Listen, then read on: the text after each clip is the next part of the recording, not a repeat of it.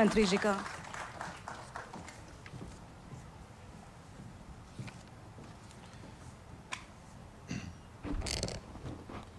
आयुष्मान भव योजना जिसका अभी महामहिम राष्ट्रपति जी के द्वारा शुभारंभ किया गया, उस कार्यक्रम में आज राजभवन के इस कार्यक्रम में हमारे आज के कार्यक्रम के यहाँ के मुख्य अतिथि के रूप में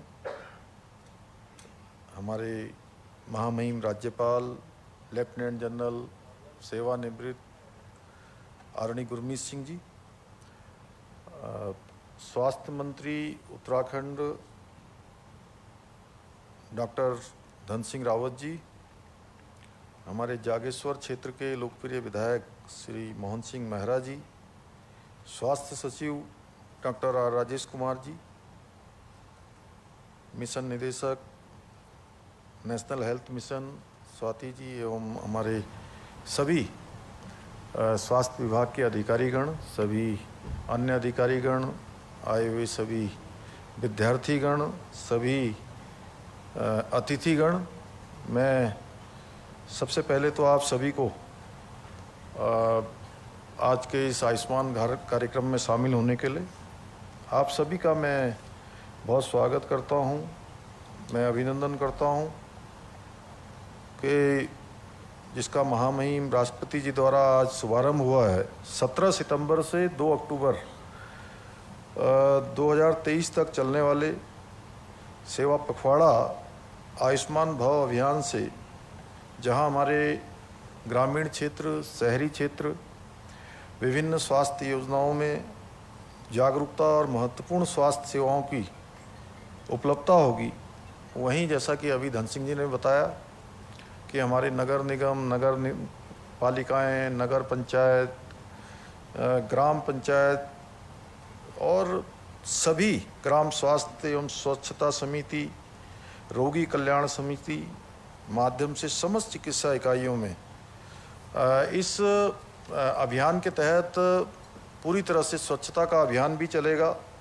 रक्तदान के शिविर इस अभियान के तहत नियमित गैर पारिश्रमिक स्वैच्छिक रक्तदान एवं सामाजिक एकजुटता में भी जागरूकता के साथ और अंगदान की शपथ अभी हमको आदरणीय महामहिम जी के द्वारा दिलाई गई है।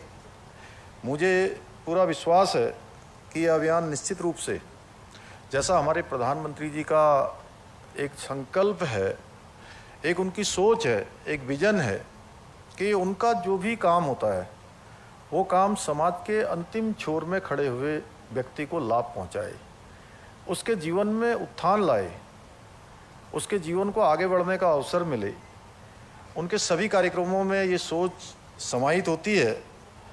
और यह भी जो आयुष्मान भव कार्यक्रम शुरू हुआ है, इससे अंतिम छोर में खड़े व्यक्ति तक जो स्वास्थ्य की सेवाएं हैं वो पहुंचेंगी, उसका लाभ मिलेगा।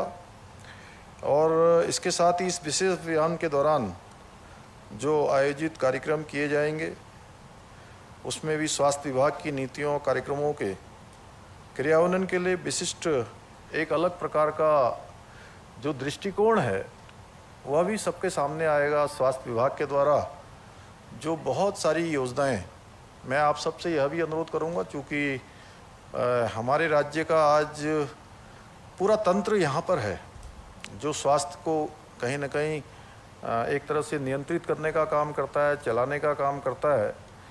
तो राज्य की भी हमारी बहुत सारी योजनाएं जो स्वास्थ्य के क्षेत्र में लगातार आगे बढ़ रही हैं, लोगों को सेवाएं देने का काम कर रही हैं, लेकिन उन सब की जानकारी इस सेवा पखवाड़े में भी, और सेवा पखवाड़े के बाद आगे के चलने वाले जो कार्यक्रम हैं उन सभी कार्यक्रमों के माध्यम से जन जन तक कैसे पहुँचे, यह भी हमें भी इसका भी कहीं ना कहीं प्रयास करना होगा।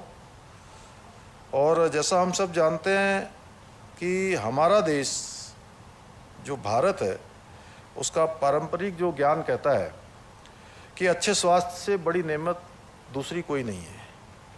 क्योंकि आप कुछ भी कर लीजिए, कितनी प्रसिद्धि पा लीजिए, यश पा लीजिए, धन कमा लीजिए, दौलत बना लीजिए, मकान बना लीजिए, दुकान बना लीजिए, लेकिन अगर स्वास्थ्य अच्छा नहीं है तो मैं सच कह रहा हूँ कि आप लोगों ने स्वयं भी महसूस किया होगा, मैंने कई बार महसूस किया, अगर थोड़ा भी स्वास्थ्य गड़बड़ होता है तो फिर हमारे सामने कितनी भी अच्छी तस्वीर क्यों न हो सर, वो तस्वीर हमको अच्छी नहीं दिखाई देती है। इसलिए मैं तो जब भी आप सबके कार्यक्रम में जाता हूँ तो मैं एक बात कहता हूँ, लोग कहते हैं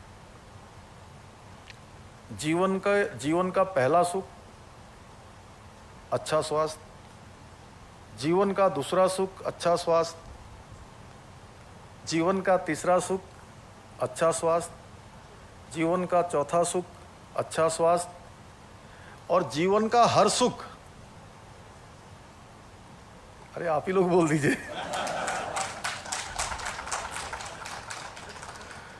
माने कि जीवन का अगर कोई भी सुख चाहिए तो अच्छे स्वास्थ्य से ही प्राप्त किया जा सकता है। अगर अच्छा स्वास्थ्य नहीं होगा तो नहीं मिलेगा।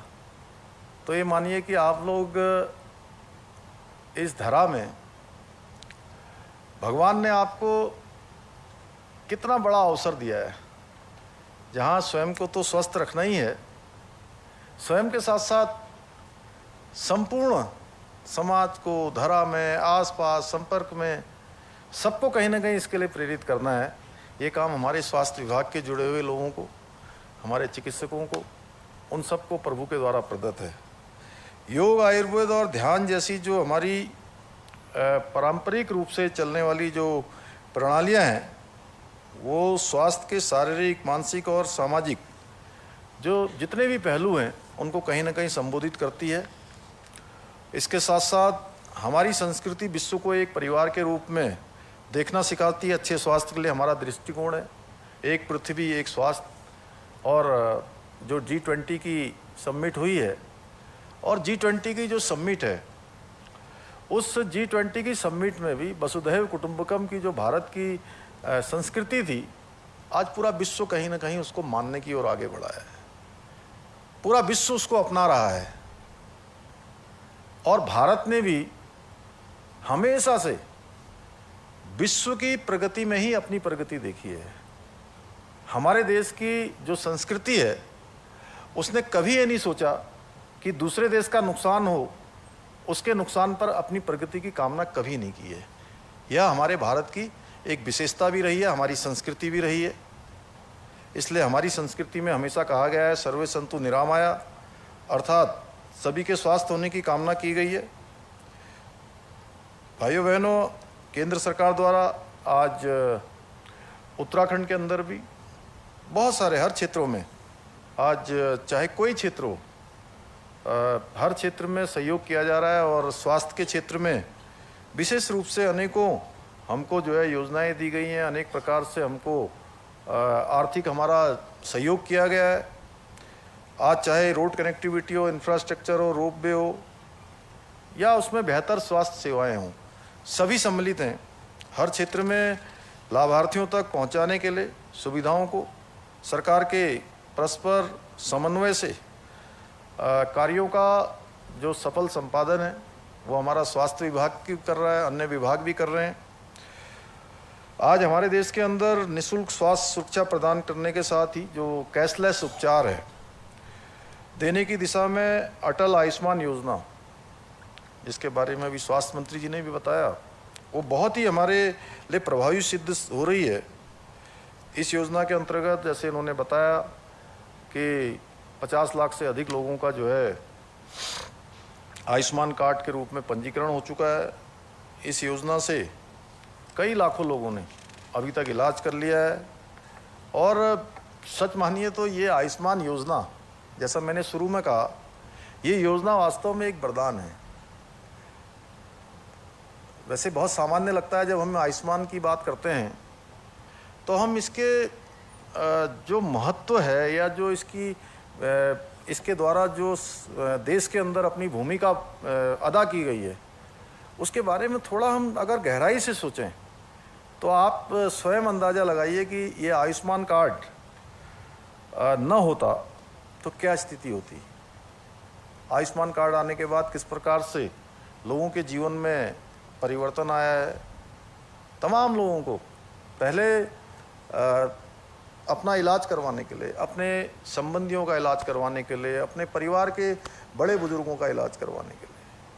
किसी को घर बेचना पड़ता था, किसी को दुकान बेचनी पड़ती थी, किसी को ज़मीन गिरवी रखनी पड़ती थी, घर में रखे हुए जेवर बेचने पड़ते थे या गिरवी रखने पड़ते थे, या उधार लेकर जो है इलाज करवाना पड़ता था, और इलाज भी पूरा नहीं हो पाता था। किस प्रकार की मानसिक स्थिति होती है ये, चूँकि मैं भी एक ग्रामीण पृष्ठभूमि से आया हूँ, तो मैं बहुत नज़दीक से मैंने इन सब को देखा है कि वैसे तो बहुत अमीर आदमी भी होगा, उसके भी परिवार से अगर कोई अस्पताल में भर्ती हो जाता है तो उसकी स्थिति वैसे ही बहुत ख़राब हो जाती है, चाहे कितने भी साधन संपन्न क्यों ना हो। भगवान वैसे तो मैं कहूँ कि किसी को इनका उपयोग का अवसर ही न दे, लेकिन उसके बावजूद भी हमारे प्रधानमंत्री जी ने जिस प्रकार से इस योजना को चलाया है, ये निश्चित रूप से मैं उनका बहुत अभिनंदन करना चाहता हूँ। और आदरणीय प्रधानमंत्री जी के कुशल दिशा निर्देशन में हमारे यहाँ पर अटल आयुष्मान योजना एक वरदान साबित हुई है। उसी प्रकार से आयुष्मान भव जो अभियान स्वास्थ्य के क्षेत्र में जो आज प्रारंभ हुआ है, यह भी एक मील का पत्थर साबित होगा। भाइयों बहनों, हमारी सरकार आदरणीय प्रधानमंत्री जी के मार्गदर्शन में प्रदेश में 4 मोर्चों पर काम करने के लिए रणनीति बना रही है। पहला मोर्चा है बीमारियों को रोकने के लिए जन जागरूकता अभियान चलाने का। दूसरा मोर्चा है गरीबों को सस्ता और प्रभावी इलाज देने का। तीसरा मोर्चा है हेल्थ और इंफ्रास्ट्रक्चर, हेल्थ केयर प्रोफेशनल्स की क्वांटिटी, मात्रा यानी क्वालिटी, गुणवत्ता दोनों में बढ़ोतरी करना। और चौथा है समस्याओं से पार पाने के लिए मिशन मोड पर काम करना। अभी हमारे सामने जिस प्रकार से आज डेंगू की जो एक चुनौती आई है, उस चुनौती को भी हम सब लोगों ने उस पर भी पार पाना है। और उसके लिए केवल एक स्वास्थ्य विभाग जरूर नोडल एजेंसी हो सकता है। स्वास्थ्य विभाग जरूर दवाइयाँ देने का काम कर सकता है, उपचार का काम कर सकता है, रक्त चढ़ाने का या रक्त लेने का या रक्त नमूनों को सैंपल करने का काम कर सकता है। लेकिन इस अभियान में सभी को समग्र रूप से जोड़कर ये चुनौती केवल हमारी एक विभाग की न हो, ये चुनौती हमारी सबकी है। ऐसा मान के हम इस अभियान को आगे बढ़ाएंगे तो मैं समझता हूँ जैसे हमने कोरोना के समय में अन्य कठिन चुनौतियों को पार किया है, इस समय में भी ये जो चुनौती हमारे सामने आई है उसको भी हम पार करेंगे। आज आदरणीय प्रधानमंत्री जी द्वारा किया गया यह अभियान समाज के अंतिम छोर में खड़े व्यक्ति को इसका लाभ मिल रहा है। इसका ही परिणाम है कि आज देखिए जिस प्रकार से किफ़ायती स्वास्थ्य सेवा पर ध्यान केंद्रित करने से वंचित और मध्यम वर्ग को भी ये आयुष्मान योजना का अत्यधिक लाभ मिला है। इसके साथ साथ जो हमारे दवाइयों का जो काम है उसमें भी जो है, जो हमारे जगह जगह पर मेडिकल स्टोर खुले हैं, उनका भी एक बड़ा लाभ, जो हज़ारों की लाखों की दवाइयाँ लोगों को खर्च करनी पड़ती थी जिसमें, वह भी उसका भी काफ़ी परसेंटेज कम हो गया। बहुत सस्ती जो दवाइयाँ हमको भी उपलब्ध हो रही हैं। और इसीलिए हमारा भी आदरणीय प्रधानमंत्री जी के मार्गदर्शन में ये लक्ष्य है कि समाज के अंतिम छोर में खड़े हुए व्यक्ति को प्रत्येक योजना उस तक पहुँचे।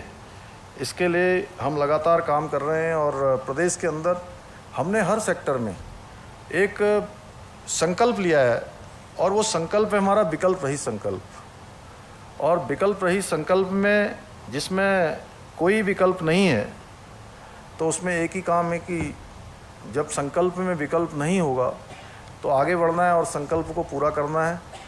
मैं आप सबसे भी अनुरोध करता हूँ कि आप सब भी इस विकल्प रहित संकल्प को आगे बढ़ाने के लिए, राज्य को हिंदुस्तान के अग्रणी राज्यों में शामिल करने के लिए अपना सभी योगदान देंगे। मुझे पूरा विश्वास है आप सभी के सहयोग से हम समृद्ध, सशक्त और आत्मनिर्भर उत्तराखंड का निर्माण करने में अवश्य सफल होंगे।